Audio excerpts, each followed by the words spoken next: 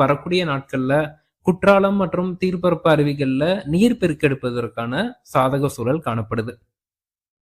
இந்த சூழல்ல தென் மாவட்டங்கள் அடுத்த 3 முதல் 4 நாட்கள் மழை பதிவாவதன் காரணமா தமிழகத்தின் பிற மாவட்டங்கள், குறிப்பா வட மாவட்டங்கள் மற்றும் காவிரி டெல்டா மாவட்டங்களை பொறுத்தளவிற்கு நவம்பர் 8, 9, 10 ஆகிய தேதிகள்ல மழையின் தாக்கம் வெகுவாக குறைந்து காணப்படும். ஓரிரு இடங்கள்ல இடியுடன் கூடிய மழை வாய்ப்பு என்பது தொடரும். அந்த இடியுடன் கூடிய மழை வெப்பச்சலனம் காரணமாக ஓரிரு இடங்கள்ல பதிவாவதற்கான வாய்ப்புகள் தொடருது. அதை தவிர்த்து நமக்கு காவிரி படுகை மாவட்டங்களான கடலூர், மயிலாடுதுறை, காரைக்கால், நாகப்பட்டினம், திருவாரூர், தஞ்சாவூர் உள்ளிட்ட மாவட்டங்கள்ல பரவலான மழைக்கோ அல்லது கனமழைக்கோ பருவமழை போன்ற மழைக்கோ வாய்ப்புகள் இல்லை.